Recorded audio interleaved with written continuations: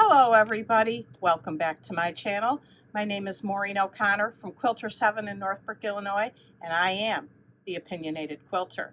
Today's episode, number 100, is part 3 of updating old quilting patterns to new methodology. But before we get to that, no opinion today. It's our 100th episode giveaway. We are giving away the fabric and pattern for this table runner by Deb Tucker, and it is called Bread and Butter. You get the fabric kit and you get the Tucker trimmer.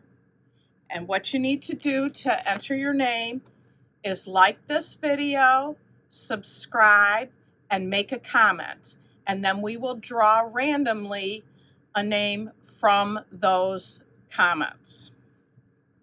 One little note, I can only ship in the United States. So if you are a out of the United States viewer, I apologize. Maybe you have someone in the States that you can use their address to mail it to for you. But that's our giveaway. Please enter. Love this pattern. Makes a beautiful table runner. Let's get to today's episode. This is the 6th block that we're doing to update. And it's the same pattern that Stars Around the Garden that I've showed you before. And this block is called Old Fashioned Star. And you can see it only has 3 units in it. You've got your center square and a square. You've got these combo units here, and you have half square triangles here. Now, I am not going to go over the half square triangles. We've done that before. I'm not going to do the square and a square. We've done that before. The major issue here is these combo units. And I showed you before the sheets. We had a link to it in our video last week, although it was put up a little bit late, that shows all the units that Deb Tucker's rulers and technique sheets make. And I've blown up this difference here of the combo units and the non-mirror image combo units. And you can see the difference is on this. If you do the regular combo unit construction, you get 2 units that look like this and 2 units that look like this. They're not exactly the same. You can't turn them and get them to be exactly the same. If you have a case like this block, all of these combo units must be identical. So then you need to make non-mirror image combo units. And all the information is on her technique sheet, non-mirror image combo units. And this, again, like last week when I talked about the magic of the shaded 4 patch, this is genius. I don't know how somebody's brain works this way that can come up with this idea. But you use the same exact 4 squares and the same size that the regular combo units use. We've showed that before. So in this case, I would have 2 squares of this color, 1 of this, and 1 of this. And you take your pieces and lay the 1 white with the print and 1 blue with the print, and you lay them together. And now this is all in the instructions, so you don't need to get this from me here, but the black line here shows how you sew. We're used to taking squares and drawing lines from corner to corner and then sewing a 1/4 inch on either side, on both sides of the lines to get both half square triangles and 1/4 square triangles. In this case, you have to sew down on one side, cross over, sew down on the other side, and then do the same thing in the other direction. Sew on one side, cross over, sew down on the other side. It's magic. It's like the shaded 4 patch. It's absolute magic. So you get, when you cut this apart on the diagonal, you get 4 units that look like this, which is this. And then you have the 2 squares of this cut in half on the diagonal. So you have 4 triangles, which is 1, 2, 3, 4 triangles. You take these pieces after being pressed and put them on your half square triangles. You sew them and you get 4 units that are identical. And that's how you get your 4 non-mirror image combo units. Okay, that's block 5 that we've done. Let me come back with block 6. Before I move on to this last block that we're doing here, last week I said you first have to determine the units and determine the size. I showed you on the first one, determine the units. We didn't talk about size, but as in other blocks we've done, it's a 12-inch block and it was 9 equal squares. So each one is finished to 3.5 inches unfinished. Okay, now we can move on to this 6th block. And this one is called Around the Corner. And as we look at this, you can see that there's the solid squares here. No problem there. This is the square and a square and a square, or stacked square. We've done that before, so we won't go over this one again.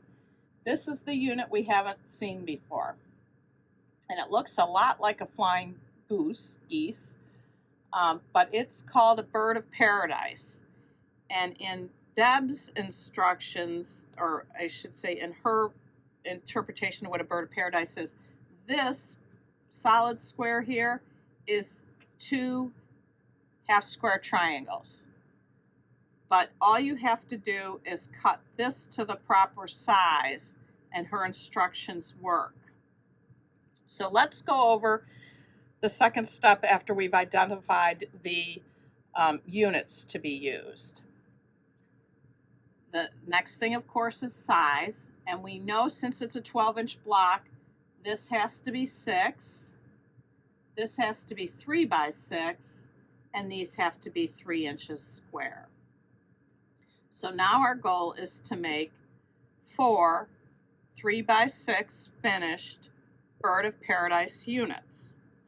Now I'd like to point out that the instructions on sewing with Deb Tucker is not substantially different than the original pattern. The main differences are things are slightly oversized so that if you don't sew perfectly, you can trim down to perfect units. The other thing that Deb does versus the original pattern is the original pattern says sew these triangles together. And Deb shows you the best way to sew them together. So you've got a much better chance of a really good outcome using Deb's methods versus the 2005 methods. So what do you need to make 4 of these bird of paradise units? You need 2 of squares of this to cut diagonally in both directions to make quarter square triangles. You need 4 squares of this fabric cut in half once on the diagonal to make half square triangles. And you need this precision cut to the perfect size. How do you accomplish that?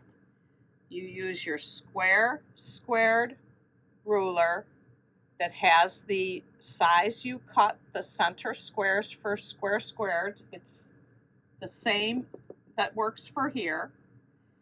So in my case, I'm making a 3x6. So this is the center square for a 3-inch finished square. And that's all in these directions. So you don't need to memorize this from what I'm saying. If you're going to make this unit, you'd like to have this technique sheet. So once you cut these to the correct size, which in my example here is the light blue print, you take your quarter square triangles, and she shows you in the technique sheet to have the triangle on the bottom and sew here, and then press, and she gives you the pressing directions. Then you take your next quarter square triangle, here's the unit after the first one sewn on, and you'd sew here for this one, and now you have a unit that looks like this, which is this unit right here. Now I didn't make extra pieces of this one, which is the green in the picture.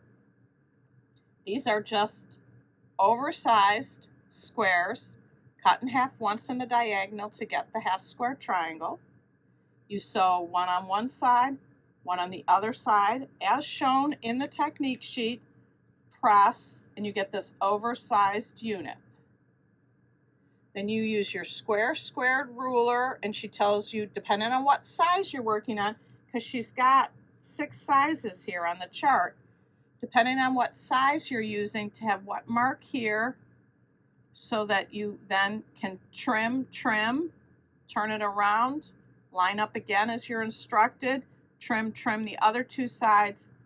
You get 4 Bird of Paradise units, exactly 3.5 by 6.5 to finish to 3 by 6.